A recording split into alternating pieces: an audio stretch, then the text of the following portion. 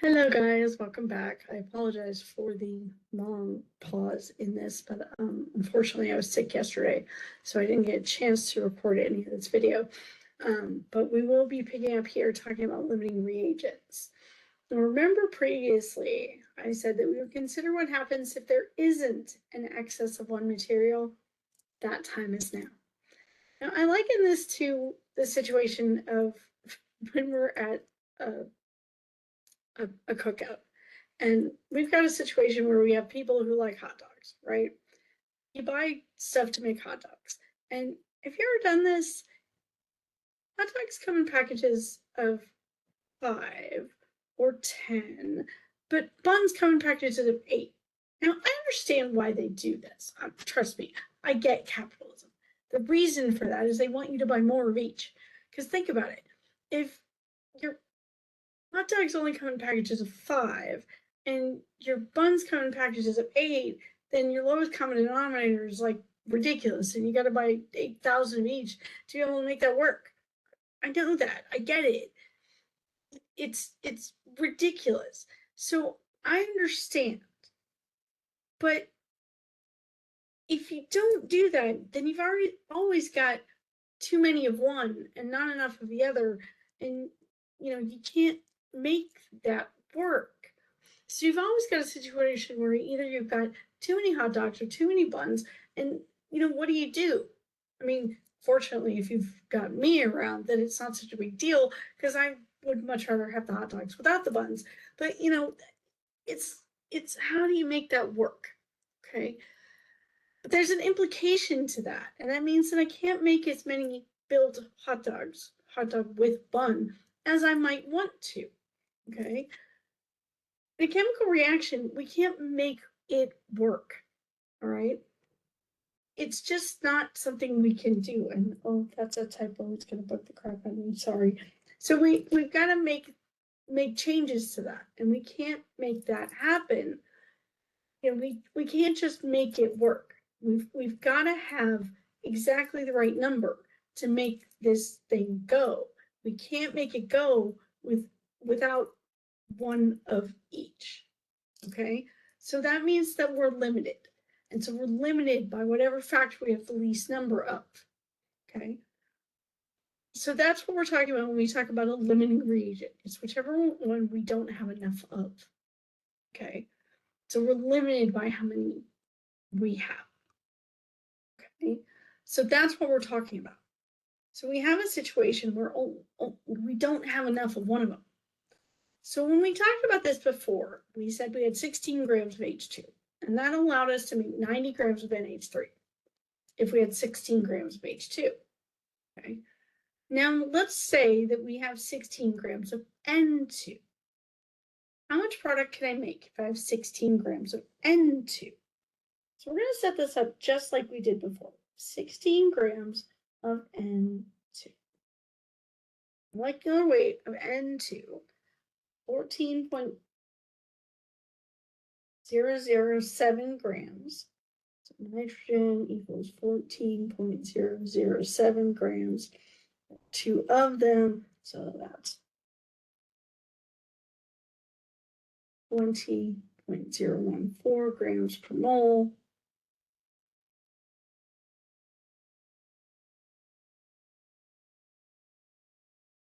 N2, and that means I have 16.0, divide that number that I just calculated, and that's 0.57114 moles of N2. And of course, because my reaction is here, I need 2 moles of NH3 are made for each 1 mole of N2 that's present, and that means I have times 2, and that means 1.14 moles of NH3 are made out of that.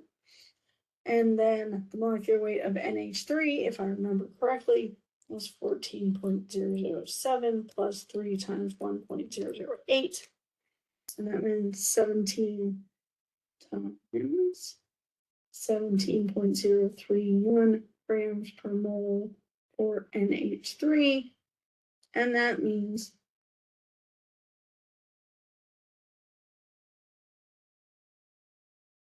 that I would end up with 19.5 grams of NH3 that I produced. 19.5? 19.5, that's a whole heck of a lot less than what I made from that same amount of hydrogen. Whoa, that's ridiculous. And it is. And that's really interesting. So we don't make the same amount of product, even though we started with the same amount to begin with.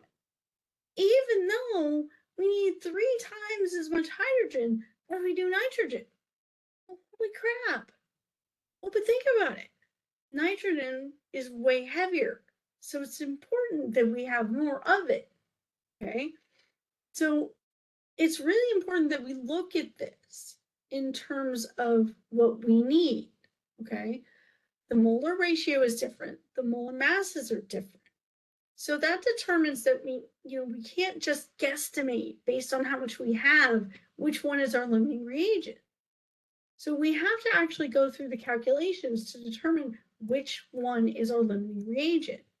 And we won't know just looking at the numbers that we've been given, which one is our limiting reagent or how much product we can get out of this based on the numbers that we've been given. We have to go through the math.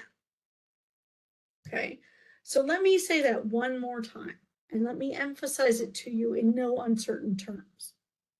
You cannot, in any way, shape, or form, look at the numbers you've been given and guess which is your limiting reagent. You cannot do it. If I see you attempting to guess which is your limiting reagent, and I see you giving me an answer with no work, you will not get credit. You have to show me work that shows me how you know that it's your limiting reagent. I need a number that justifies that you know that it is the limiting reagent. I need a number, and I need a number that says this is the limiting reagent because. And it needs to show me that it's the limiting reagent because it's the lower number. Okay, let me make that clear. Work must be shown.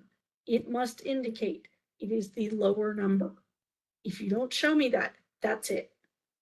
You get no credit. I'm sorry. That's how it works. Okay. We don't guess our way through this. And there is no way for you to just inherently guess based on the numbers, the way that it's set up. I can't do it. If I can't do it, you can't do it. There's no way. Okay. And that's somebody with way too much stuff to think about. So there is no way to guess. So I can predict the amount of product I'm going to get.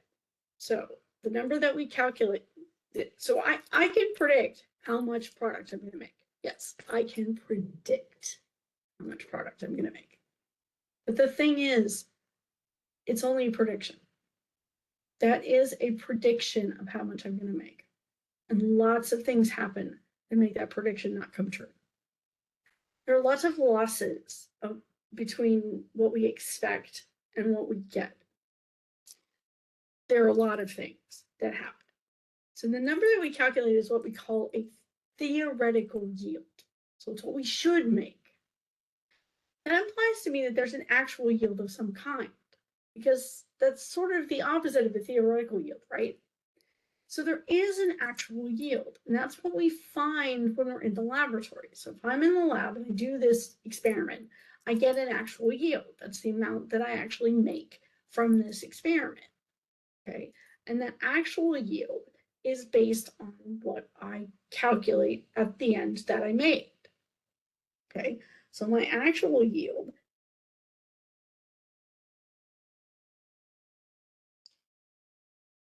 is what I actually make in the laboratory.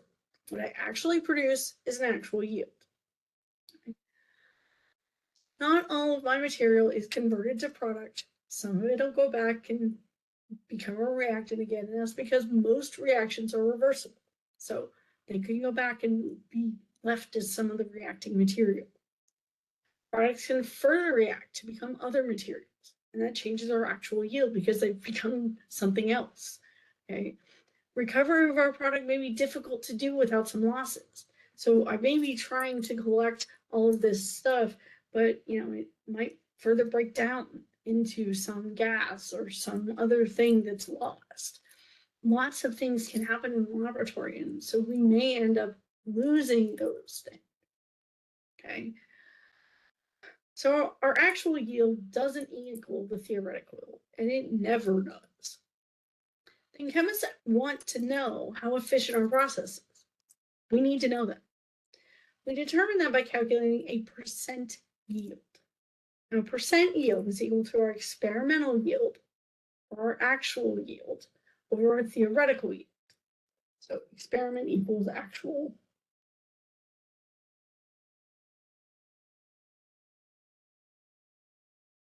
We will use those terms interchangeably. So it's our experimental yield over our theoretical yield times 100. Now, surprisingly, the process that we've been talking about, making ammonia is difficult to produce. It's one of the most efficient processes that we do in industry. The industrial process, which is called the Haber process, is usually only 28 to 29% yield. And like I said, it's one of the most efficient processes we know. That's scary, okay? But that's a really good yield. I mean, that's super good. And that's the kind of thing that we're talking about. So we have to be as careful as we can in terms of how we make these things. Our yields are really, really low. Okay. So when we ask about yields, it's typically because we want to know how can we possibly make this better and how efficient was this process that we used. If people are asking you about your yields, it may be because they need to look for a more efficient way to do this. What are things that they can control better? What are ways that they can possibly get this yield up in the process that they're using? How can we control conditions to potentially create a more efficient process to get a better yield so that you're not losing as much every time that we do it? Okay, that's a really important thing to look at. If we're doing this process every time and we're losing 3/4 of what we're doing, it's important to try and make that as efficient as possible. Okay. And so that's not a critical thing. It's just how can we possibly make it better? All right. So yields are important. We need to be able to calculate those yields. We need to be able to look at them. Okay. So you will be asked to calculate yields. You will be asked to look at yields. So that is the last part of what we're going to be talking about for this. So you need to be able to calculate lots of things out of what we've talked about. So you need to be able to calculate the stoichiometry. So you need to be able to, and things that I expect you to be able to do based on what we've talked about. You should be able to go through this process of what we've talked about. So there are a number of different calculations based on stoichiometry that you should be able to walk through. So if you are given grams of some substance, you should be able to go from grams of that substance to moles of that substance. And since we talked about it before, if we were talking about atoms of a substance, we should be able to go from atoms of that substance to grams of that substance to moles of that substance. If we're talking about moles of any particular substance, and we'll call it moles of substance A, using a balanced equation, I should be able to go from moles of substance A to moles of substance B using my balanced equation. And the balancing that's there, the stoichiometry, the coefficients in that equation should tell me what the relationship is between moles of A and moles of B. Once I'm into moles of B, then I should be able to calculate the number of grams of B. And if I needed to, the number of atoms of B. Okay, so those are things that we should be able to do at this point. We should be able to do any of those. Now, based on some of the things that we've talked about, or things that we will talk about in the laboratory, we should be able to do some other things, and we'll get to those things. Now, I want to start pointing out to you where you can find this in your exam handouts, because I have built a scaffolding for you there for you to be able to look at. We talked about this stoichiometry map, looking through this, and I said that it was in here. We talked about going from the number of particles of A using Avogadro's number to the number of moles of A. So if I knew how many particles there were, I could divide by Avogadro's number to get to the number of moles of A. And if I knew the number of moles of A, I could multiply by Avogadro's number to get to the number of particles. Now notice I didn't tell you in this diagram whether you had to multiply or divide, because you should know how to do that based on dimensional analysis. You should know whether to multiply or divide based on the units. Okay. Now I know that I can go from particles to moles and moles to particles using Avogadro's number. I can go from moles to grams using the molecular weight, the molar mass. I can go from grams to moles. I can go from moles using this stoichiometric factor in the balanced equation to go from moles of A to moles of B. So in moles of B, I can go to grams of B using the molar mass, or I could go from moles of B using Avogadro's number to particles of B. And I can go anywhere I want in that set in there. Now understand that we will eventually learn how to use a molarity to get to volume, how to use a density to get to the volume of the solid, how to use the molar volume to get to the gas. Okay, we will get to all of those things in time. Exam 2 will cover getting to the volume of solution and the volume of the gas. Okay. Now, volume of solution you'll get here on exam 2. Exam 3, we will talk about getting to the volume of the solution using the molar or volume with gas and density for the solids. So both of these will be exam 3, and this will be exam 2. Okay, so we will get to all of those. All of that will be covered this term. And of course, we don't necessarily always go the same direction. So we could start here with grams, go to moles, and then go to volume. So we don't always go the same path every which way. Okay, that is something that you will see as well. Understand that this scaffolding is here for you to use. And as long as you understand what the scaffolding is telling you, then you're free to use it. I do not tell you whether you multiply or divide, because that is up to you to determine. Okay. And the other thing I will tell you is that within these handouts, I have given you Avogadro's number. It's right here, but it is not labeled. That is for you to know that it's Avogadro's number. But the actual value of it is present. That is stuff that you will need to know about. These are all conversion factors for you to use for various things on this first test, doing conversions. These are all of your polyatomic ions that you will be able to use on your test for the first test. It's a polyatomic ion. It is on here. Not only its formula, but its charge. Okay, so those are on here too.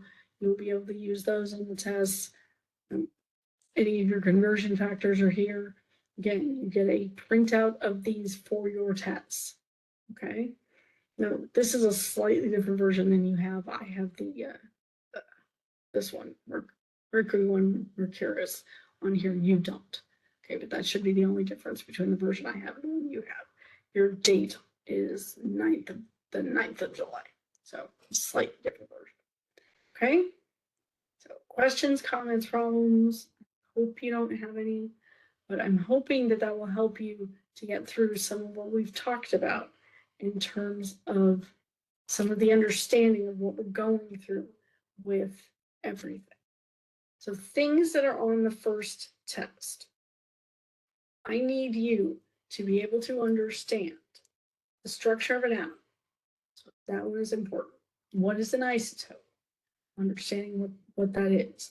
Understanding how to write a formula, how to name a formula, how to go from a name to a formula and formula to name, how to write and balance an equation. So from names to the formulas to then write and balance the equation. And on the first test, I will not expect you to predict products. You will get words for all of the pieces, and you will be able to need to write and then balance. Okay. So like I said, you will have, these guys to help you do that. So you'll need to go from the words to the formulas based on the information that you have available here. Again, you have names for everything, whether they be an element that's in the table or a polyatomic ion that is here. You have no excuse for not knowing what those things are because they're on here. Everything is on here. You just have to find it. So, trying to think, you will have to do conversions from atoms to moles, from moles to grams, from grams to moles. You'll be expected to try to make notes in detail right quick, just to make sure I haven't missed anything.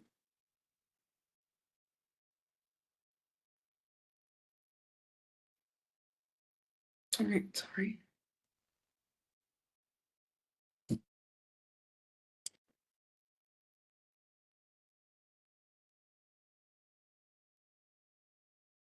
There are true, false, and multiple choice practice questions in D2L. I'll show you where they are.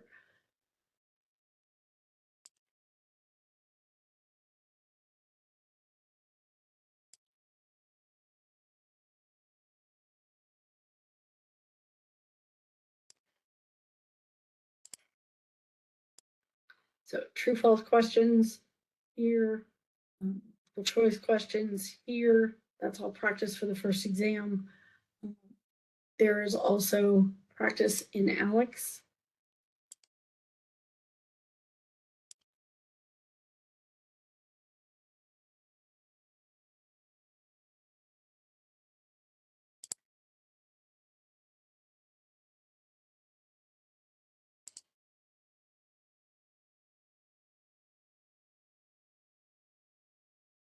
Sorry.